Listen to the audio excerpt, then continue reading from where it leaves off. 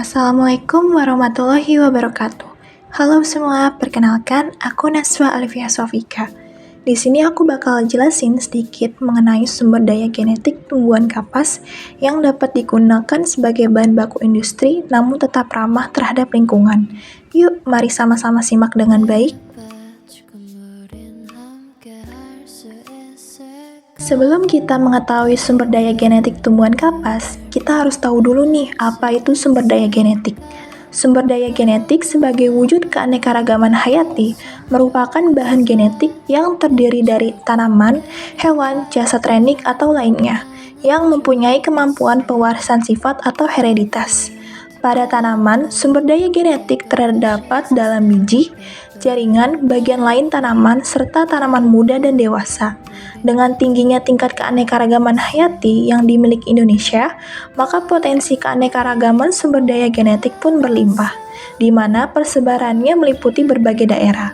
Salah satu potensi dari sumber daya genetik yaitu dapat dimanfaatkan dalam bidang industri tekstil. Hal ini digunakan untuk meningkatkan efisiensi dan kualitas dari produk serat proses produksi.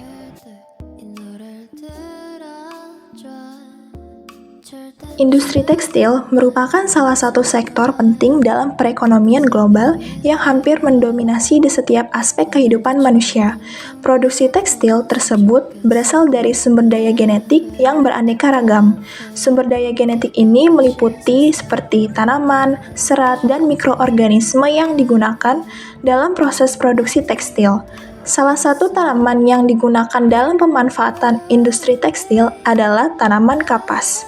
Kapas merupakan salah satu bahan baku industri yang memegang peranan penting dalam perekonomian nasional, karena dasarnya kapas ini juga merupakan komoditas utama sebagai penghasil serat alam untuk bahan baku industri tekstil. Serat kapas hingga kini peranannya masih lebih besar dibandingkan daripada serat sintesis, terutama di negara-negara seperti iklim tropis. Hingga kini 90%-nya bahan baku untuk kebutuhan tekstil dunia diperoleh dari serat kapas, sisanya diperoleh dari serat sintesis.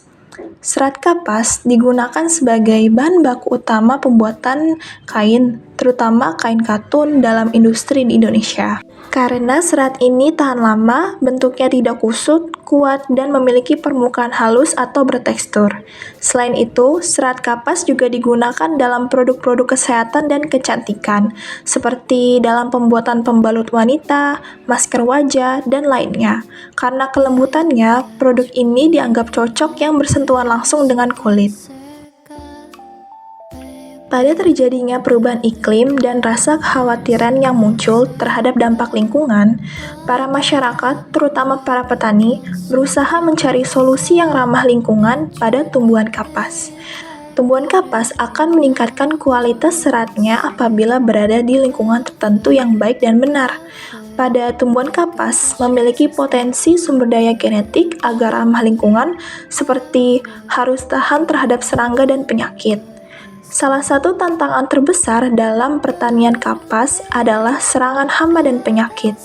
Maka dari itu, perlu dikembangkan varietas kapas yang lebih unggul agar tahan dari hama dan penyakit tersebut.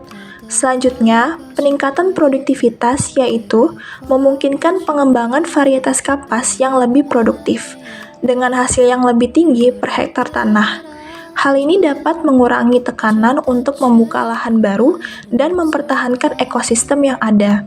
Selain itu, perlu peningkatan kualitas serat kapas yang dapat dilakukan melalui pemuliaan genetik. Produk tekstil yang dihasilkan lebih tahan lama dan membutuhkan lebih sedikit bahan kimia. Dengan adanya potensi tersebut, maka perlu dilakukannya keberlanjutan dalam pengelolaan sumber daya genetik kapas melalui pemeliharaan genetik dan praktik pertanian yang baik, sehingga sumber daya genetik tumbuhan kapas mampu memberikan solusi berkelanjutan bagi industri yang semakin peduli terhadap lingkungan. Maka dari itu, tumbuhan kapas tersebut dapat terus menjadi bahan baku yang ramah lingkungan untuk berbagai industri. Nah, itu tadi penjelasan mengenai tumbuhan kapas yang ramah lingkungan. Mungkin sekian penjelasan dari aku. Terima kasih sudah mendengarkan dan wassalamualaikum warahmatullahi wabarakatuh. Bye-bye.